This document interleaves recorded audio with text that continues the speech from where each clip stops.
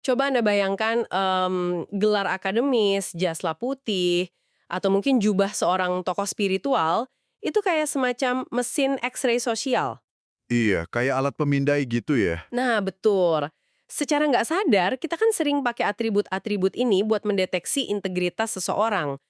Anda melihat ada gelar profesor atau dokter di depan nama seseorang, terus otak kita otomatis ngasih semacam, jaminan mutu moral lah. Iya sih. Kita langsung berasumsi kayak, wah, orang ini udah menghabiskan belasan tahun belajar sains atau filsafat nih. Bener banget. Kita mikir dia mendedikasikan hidupnya buat kemanusiaan, jadi udah pasti mereka ini orang yang berkarakter mulia kan? Betul. Dan secara psikologis, itu tuh sebenarnya jalan pintas kognitif yang sangat menenangkan buat otak manusia. Di dunia yang kompleks banget ini, kita kan butuh pegangan ya. Pasti, kita butuh filter lah istilahnya. Nah, itu dia. Kita mengandalkan institusi pendidikan dan gelar untuk nyaring siapa yang patut kita dengarkan. Kita suka mengkategorikan orang berpendidikan tinggi itu sebagai pihak yang rasional, objektif, dan kayaknya kebal gitu loh terhadap godaan duniawi. Tapi masalahnya gini, apa yang terjadi ketika mesin X-ray yang kita andalkan setengah mati itu ternyata rusak? Wah, itu pertanyaan yang ngeri sih sebenarnya. Sangat ngeri. Makanya hari ini, kita mau melakukan sebuah eksplorasi mendalam terhadap tumpukan dokumen pengadilan yang baru dirilis. Ini dibedah melalui lensa analitis dari sebuah video yang luar biasa banget di kanal YouTube Psychology with Dr. Anna. Ya, video itu ngasih sudut pandang yang seger banget. Betul. Dan misi kita di sesi hari ini tuh sangat spesifik. Kita nggak akan buang waktu ngebahas para politisi atau miliarder yang terbang pakai jet pribadi itu. Narasi publik kan udah terlalu jenuh ya sama nama-nama dari kalangan elit politik. Pergeseran fokus ini krusial banget loh menurut saya. Soalnya gini, kalau kita cuma nyorotin para miliarder aja, kita tuh secara nggak langsung lagi bilang kalau eksploitasi itu cuma monopolinya orang super kaya. Padahal nggak gitu kan kenyataannya. Enggak, sama sekali. Ketika sosok yang kita anggap sebagai benteng logika, sains, dan perlindungan moral ternyata ikut terseret dalam lingkaran ini, wah, itu memaksa kita mempertanyakan ulang semua hal tentang cara kerja kekuasaan. Makanya, misi kita hari ini adalah nyorotin nama-nama yang jarang banget diekspos di berita utama, tapi punya otoritas luar biasa di kehidupan Anda sehari-hari. Kayak akademisi, dokter, peneliti, profesor. Orang-orang yang omongannya kita telan mentah-mentah ya biasanya. Tepat, bagi Anda yang lagi dengerin ini, coba deh inget-inget.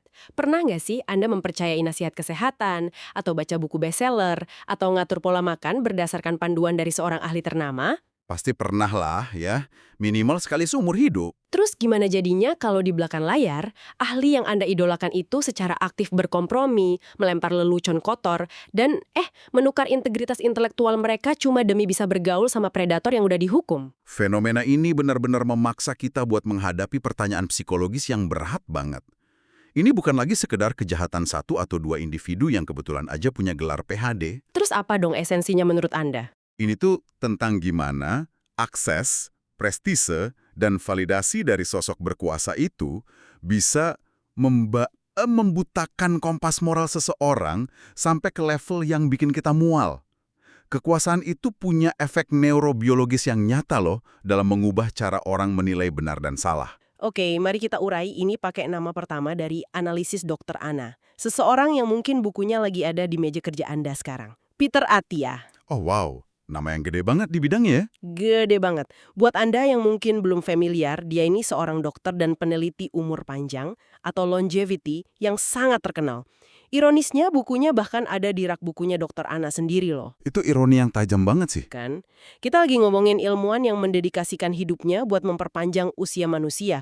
Tapi pas kita baca pertukaran emailnya dengan Jeffrey Epstein, kita disajikan pemandangan yang, menjadikan banget. Gimana tuh detailnya? Ya, kita ngelihat gimana ahli yang dihormati ini bisa berubah jadi pengikut yang putus asa banget nyari validasi. Betul. Detail komunikasi mereka benar-benar ngebongkar ilusi rasionalitas itu.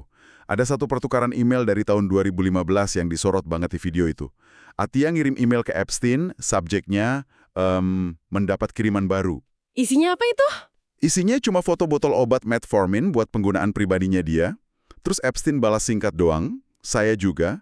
Tapi, dan ini bagian gilanya, balasan itu dilampiri foto wanita dewasa. Wah, gila sih. Itu kan konteksnya obrolan medis ya awalnya ya?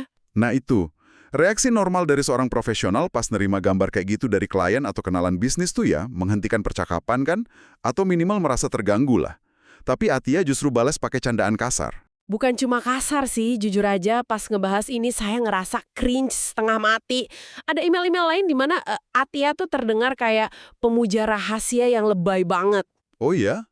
Yang bagian mana tuh? Dia nyebut gaya hidup Epstein tuh memang rendah karbohidrat atau low carb.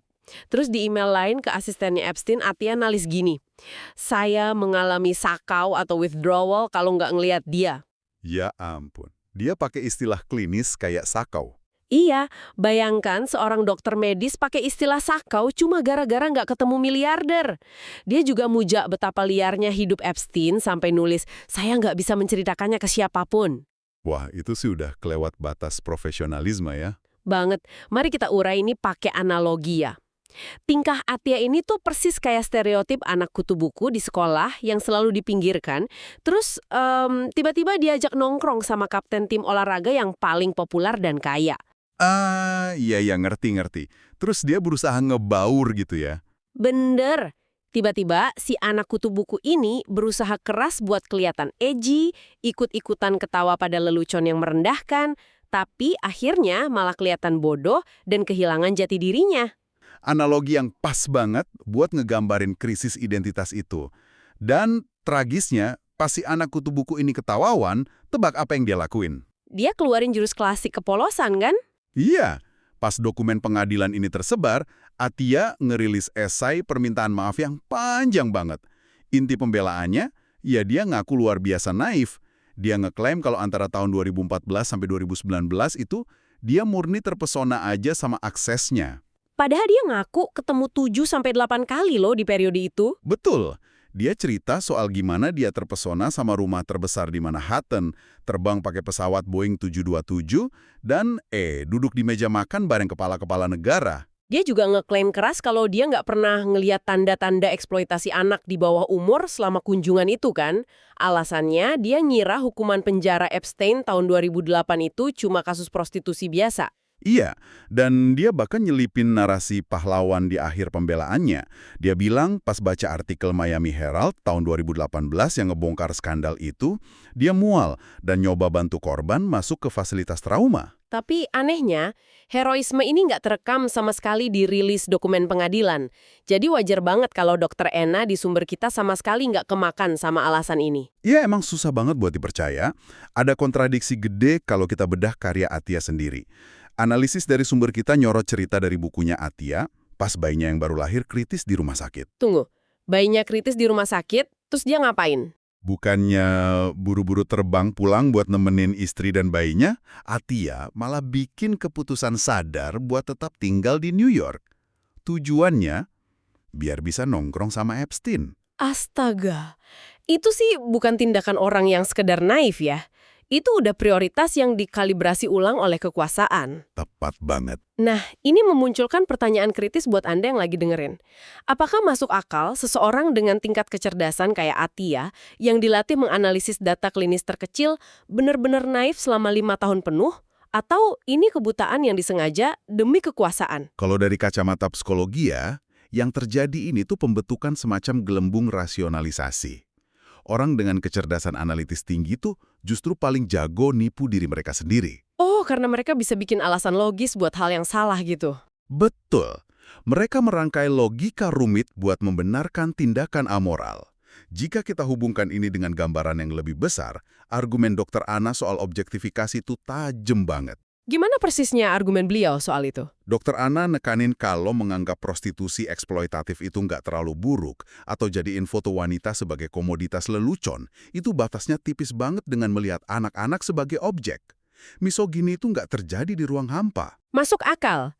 Anda nggak bisa sembunyi di balik tameng kepolosan pas pelaku ngirim gambar wanita buat bahan candaan, terus Anda ikut ketawa.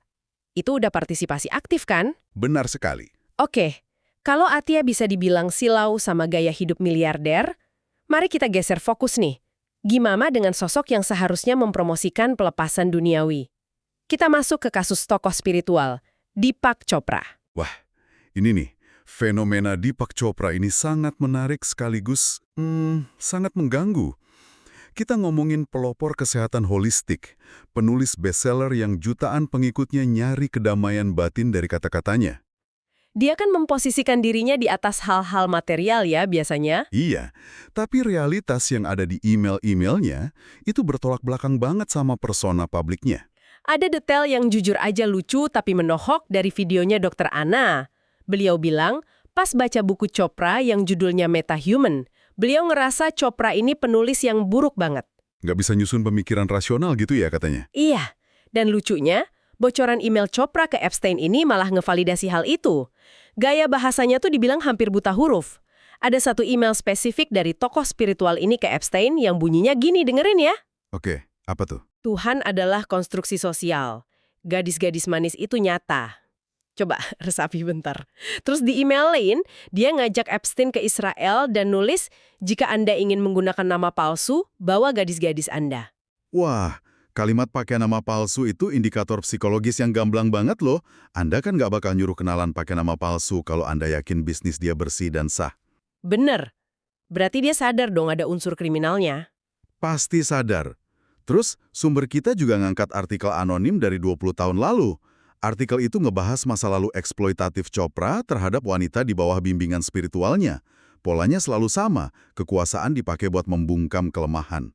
Terus pas skandal Epstein ini pecah, permintaan maaf Chopra tuh hambar banget. Nggak ada usaha bikin alibi analitis kayak Atia. Dia ngerasa posisinya terlalu aman kali ya. Sepertinya begitu, dia merasa nggak tersentuh. Nah, disinilah hal ini menjadi sangat menarik dan sangat menakutkan. Kita udah lihat dokter, kita udah lihat tokoh spiritual. Gimana kalau kepuasaan ini menyusup ke ruang kelas dan lab riset? Ini yang paling bikin Dr. Anna ngerasa jijik, dan saya juga sih. Kita ngomongin Mark Tramo, Profesor Ajun Neurologi di UCLA. Kasus Tramo ini emang gila, dia ngerjalin riset spesifik soal neurologi bayi kan, area yang butuh etika super tinggi. Tapi riset ini dapat dana dari Epstein. Betul, dan Tramo ngirim email laporan riset ke predator ini. Ada satu email soal bayi yang mengisap dot, yang detailnya saking menjijikannya, Dr. Anna sampai nolak ngebacain itu keras-keras di videonya. Tunggu, saya mau main jadi devil's advocate bentar nih. Buat Anda yang kerja di dunia akademik, kita tahu kan peneliti itu selalu kelaparan dana. Lab itu mahal. Ya, dana riset emang selalu jadi masalah klasik. Nah, bisa nggak sih kita berdebat kalau hubungannya sama Epstein ini murni buat pendanaan riset aja? Ya, dia cuma pasif nerima uang, gitu. Argumen itu sering banget dipakai. Itu masuk ke konsep plausible deniability, atau penyangkalan yang masuk akal yang dibahas Dr. Anna. Pendanaan akademik dipakai sebagai tameng yang brilian sama predator. Terus kenapa Tramo nggak bisa pakai alasan itu? Karena pas kita lihat apa imbalannya, alasannya runtuh total. Tramo ini secara aktif meneruskan email dari mahasiswi-mahasiswinya di UCLA ke Epstein.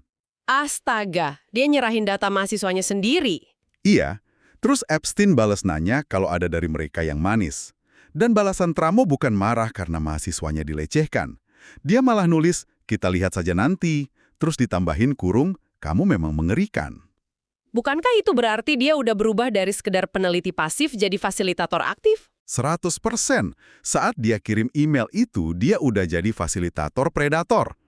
Makanya Dr. Anna sampai nanda tangani petisi buat mecat Tramo dari UCLA. Ironis banget ya standar masyarakat kita. Kita tuh gampang banget meng-cancel bisnis kecil gara-gara pelayanan buruk atau salah ucap di medsos. Bener banget. Netizen cepat banget kalau urusan cancel culture. Tapi pas ada tokoh akademis yang jadiin mahasiswanya kayak katalog hidup buat predator, birokrasinya lambat banget. Mereka dibiarkan beroperasi gitu aja. Itu nunjukin betapa rusaknya sistem kita. Nah, setelah bedah kasus individu kayak Atia, Chopra, dan Tramo ini, kita kan harus narik benang merahnya ya. Betul. Mengapa ini bisa terjadi begitu lama?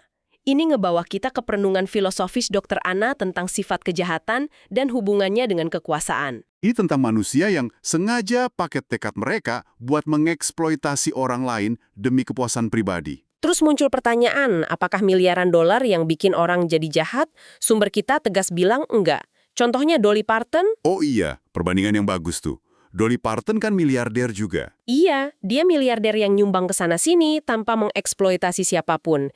Jadi kesimpulannya, ini lebih ke apa yang terjadi pas laki-laki jahat dengan nafsu tak terkendali dapat uang dan kekuasaan. Betul. Dan Dr. Ana juga objektif nyatet keterlibatan perempuan di sini. Kayak fenomena pick me woman yang nyari validasi pria berkuasa, tapi dasarnya tetap dipicu sama besarnya permintaan dari laki-laki. Pakai analogi saya tadi ya, kekuasaan dan uang itu bukan racun yang nyiptain penyakit. Dia itu cuma kayak kaca pembesar, cuma memperbesar dan mempercepat sifat asli yang emang udah ada. Analogi yang sangat tepat. Kekuasaan itu cuma memfasilitasi niat buruk yang udah mengakar. Jadi, apa maknanya buat kita semua? Apakah ini murni krisis maskulinitas atau krisis struktur kekuasaan yang menurut Anda? Ini memunculkan pertanyaan penting, dan jawabannya adalah gabungan keduanya. Kekuasaan itu mempersenjatai nafsu. Dr. Ana ngingetin kita nggak bisa lagi menghindar pakai alasan, oh ini cuma urusan kaum elit global. Karena masalah ini sebenarnya transnasional dan tanpa batas kelas kan? Persis. Dr. Ana ngasih contoh Karl Marx. Secara ekonomi dia miskin banget, tapi dia bisa menipu dan mempermalukan istrinya. Kenapa? Karena di struktur saat itu, dia punya kekuasaan lebih tinggi sebagai laki-laki dan pemikir. Ah, ya itu nunjukin kalau kekuasaan itu beroperasi di level ekonomi manapun ya. Terus juga disorot soal forum-forum Reddit di era modern ini. Iya, forum di mana pria-pria kelas menengah biasa secara terbuka berdiskusi tentang hasrat mereka ke wanita yang baru saja legal gitu. Kalau pria-pria ini tiba-tiba menang lotre miliaran dolar, mereka pasti bakal ngereplikasi apa yang dilakuin Epstein kan? Ini bener-bener endemik. Sangat endemik. Eksploitasi bisa meresap ke level mana aja kalau ada ketidakseimbangan kekuasaan yang drastis. Oke, ini membawa kita ke bagian penutup. Ada satu pesan penting dari sumber materi kita soal ketidakberpihakan. Dr. Ana sangat menekankan pentingnya bersatu melawan eksploitasi tanpa mandang haluan politik. Betul. Beliau mendesak publik buat berhenti mikirin apakah politisi jagoan mereka, entah itu dari Demokrat atau Republik, ada di dalam dokumen tersebut. Dan kami sampaikan ini murni sebagai pelaporan isi sumber ya. Kami nggak ngambil pihak politik manapun. Karena eksploitasi anak itu batas mutlak yang nggak boleh ditoleransi oleh partai apapun. Benar. Garis batas itu harus sangat jelas dan nggak bisa dikompromikan dengan alasan loyalitas politik. Jadi kalau dirangkum, pembelajaran kita hari ini tuh jelas banget. Gelar sarjana, jaslab, atau jubah spiritualitas itu sama sekali bukan jaminan integritas moral. Kita harus mulai memisahkan antara keahlian profesional seseorang dengan karakter asli mereka sebagai manusia. Betul. Dan kami mau ninggalin satu pemikiran provokatif buat Anda renungkan. Jika institusi elit dan pakar yang paling kita andalkan bisa dengan mudah mengorbankan moralitas demi secipik kekuasaan, lalu metrik apa yang seharusnya kita gunakan mulai hari ini buat menilai karakter sebenarnya dari tokoh-tokoh yang kita izinkan mempengaruhi pikiran dan keluarga kita? Itu pertanyaan eksistensial yang wajib banget kita cari tahu jawabannya sekarang. Sangat menantang ya. Terima kasih banyak untuk Anda yang sudah menemani kami dalam eksplorasi mendalam hari ini. Sampai jumpa di pembahasan berikutnya.